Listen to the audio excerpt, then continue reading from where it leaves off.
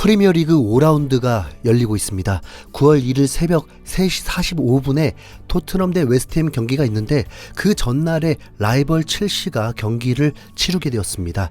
상대는 토트넘이 개막전에서 4대1 대파를 시켰던 사우스햄튼입니다.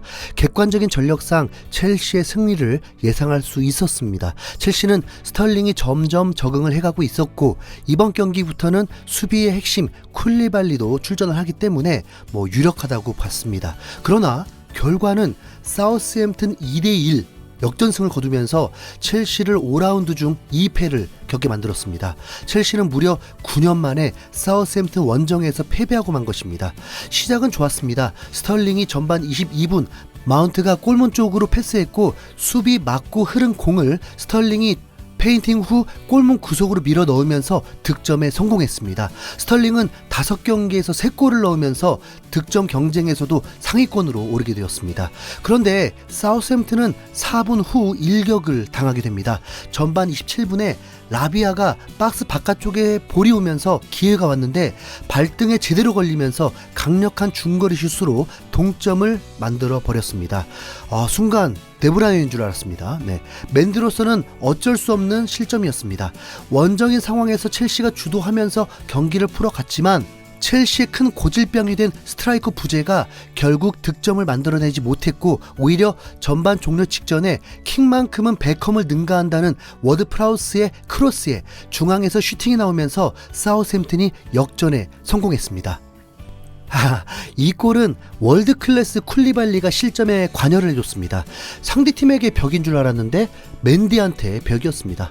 토트넘이 지난 시즌 원정에서 졸전으로 무승부를 거두고 홈에서 오히려 2대3 패배를 당하기도 한 만큼 결국 만만하게 볼 상대는 아니었는데 전반전을 1대2로 뒤지게 되었습니다. 하지만 이 스코어가 그대로 끝날 거란 추측은 하지 않았습니다. 이미 리버풀이 한 팀을 상대로 9골을 넣으면서 초토화시켰고 맨시티는 0대2로 뒤지고 있으면서도 후반전에만 4골을 넣으면서 가벼운 승리를 거뒀기 때문에 B클럽 첼시도 저력을 보여줄 수 있으니까요.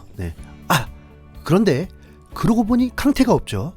캉테가 없는 첼시는 사우스햄튼과 매우 대등했습니다. 점유율만 밀렸을 뿐 후반 6분쯤에 사우스햄튼이 또 골을 넣을 뻔했던 상황도 생겼습니다. 첼시도 득점을 하기 위해서 달려들긴 했지만 결정력 부족으로 동점조차 만들지 못하고 패배했습니다. 첼시는 승점을 만들지 못했기 때문에 8위까지 떨어졌고 토트넘과는 한 경기를 덜 치른 상태에서도 승점 3점이 벌어졌습니다. 지난 시즌 패배에 대한 서력으로 토트넘이 첼시를 넘어서고 있는 이 분위기는 매우 흐뭇할 수밖에 없네요. 후반기 홈 경기에서도 첼시를 꼭 무너뜨려야겠습니다. 투엘 감독은 경기 후에 우리는 오늘 이길 만큼 강하지 않다. 지난 리즈 유나이티드와 전도 마찬가지다. 그들은 2번의 득점으로 우리를 균형을 잃게 했고 우리는 아무것도 할 수 없었다. 오늘 우리는 선제골을 넣었지만 세트피스로 한 번, 허술한 수비 한 번으로 승리를 놓쳤다고 경기를 복귀했습니다. 나를 포함한 모든 팀 구성원들이 한 단계 성장할 필요가 있다. 누구에게도 변명의 여지를 주고 싶지 않다고 했는데 이제 5라운드라고 하지만 첼시는 다음날 있을 경기들을 치르면 10위 아래로도 떨어질 상황입니다. 맨유가 레스터시티를 만나는데 레스터시티는 현재 꼴찌로 추락할 정도로 헤어나오질 못하고 있고 맨유는 원정에서도 사우스햄튼을 이기고 2연승을 거두면서 수비의 안정감도 찾고 있어서 첼시보다 높은 순위가 될 확률이 높습니다. 뉴캐슬과 리버풀이 맞붙는 경기에서도 둘 중에 한 팀만 승점 3점을 얻어도 첼시를 내려오게 할 수 있습니다. 개인적으로는 뉴캐슬이 안필드에서 무승부를 만들기를 간절히 바라봅니다. 뉴캐슬은 현재 무패팀으로 저력 있는 팀이고 3년 안에 우승 후보에 들만한 잠재력이 있는 팀입니다.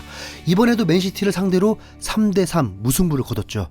첼시가 무너지는 걸 볼 수 있길 토트넘은 웨스트햄을 만나게 됩니다. 지난 시즌 같은 스쿼드에서도 3대1로 승리를 거뒀었는데 손흥민이 당시 멀티골을 넣었습니다.